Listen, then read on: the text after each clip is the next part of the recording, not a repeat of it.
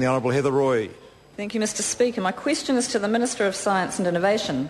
How many times has he met with the Royal Society of New Zealand, and what issues were discussed at this meeting?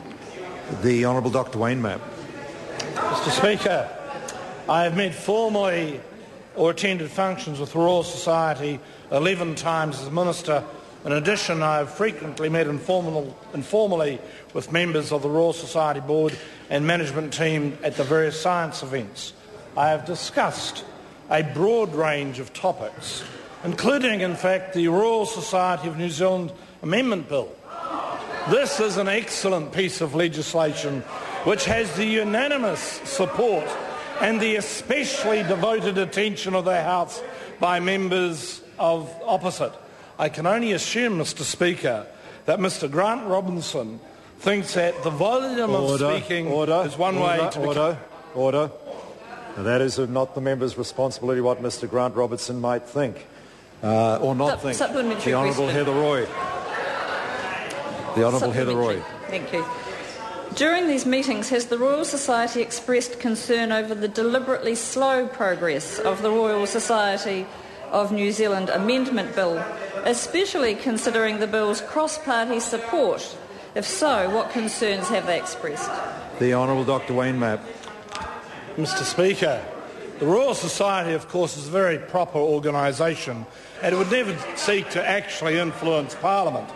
However, I can say informally that they are somewhat bemused as to what is happening. They apprehend that they are in the grip of forces beyond their control. They ask, when will the bill pass? They wonder. And I have said, with a bit of luck this year or maybe next. And as befits the detailed and forensic analysis of the humanities, Mr. Hodson, Mr. Robinson and Mr. Shearer have spent more than a half an hour on whether or not the word... Order. The member resume his seat. He has no responsibility for Messrs. Hodson, Shearer or anyone else in the Labour Party. The Honourable Heather Roy. Thank you. Supplementary to the Minister. What advice or guidance has he given the Royal Society about progressing the bill more quickly in light of the Labour Party delaying its own bill? No, order. The Minister has no responsibility whatsoever for that member's bill.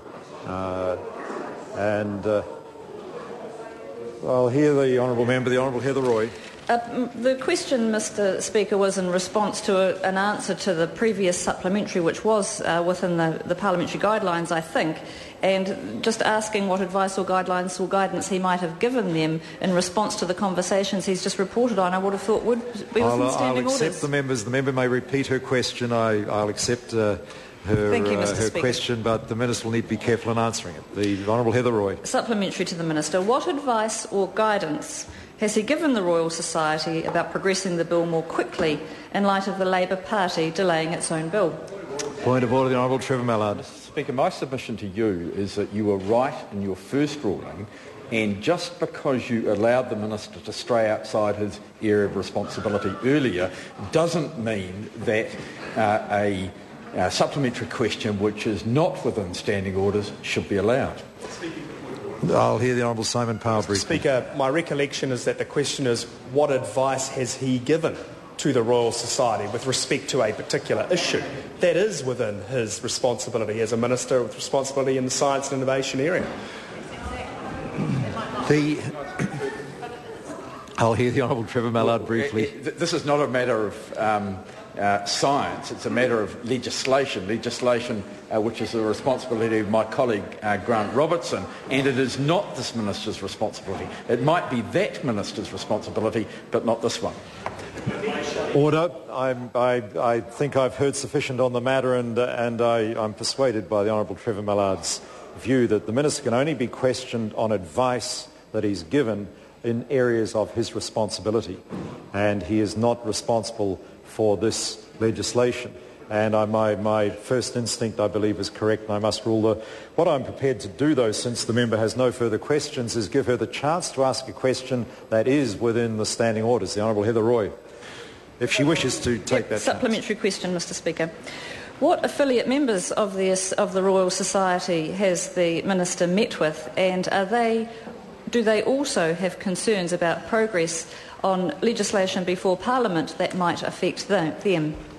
The point of order, the Honourable Trevor Mallard. Mr Speaker, again, that is outside his responsibility. The question was, who has he met with? That is fine, Mr Speaker, but their concerns, not what have they advised him or anything like that, what concerns they have are not his responsibility. I think the Minister can answer the first part of the question. The Honourable Dr Wayne Mapp. Does he recollect the first part of the question? Could the Honourable Heather Roy please repeat just the first part of the question? Mr Speaker, what affiliate members or those associated with the Royal Society of New Zealand has he also met with and given advice to, and what might that advice be? The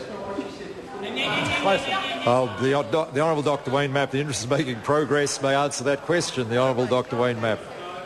Mr Speaker, yes, I have met with affiliate members and board members, and I have to say the issue on their minds is when will the bill pass?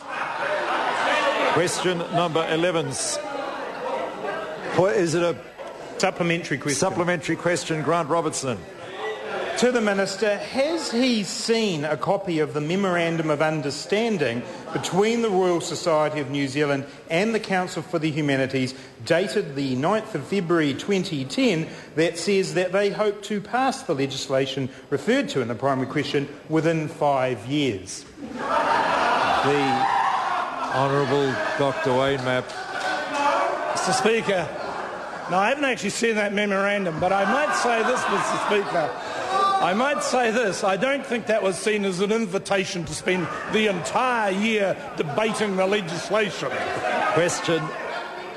Point of order. Point of order, Grant Robertson. Mr Speaker, I seek leave of the House to table the Memorandum of Understanding between the Royal Society of New Zealand and the Council for the Humanities dated the 9th of February 2010 that gives them 5 years to pass the legislation. Leave us sought to table that document. Is there any objection?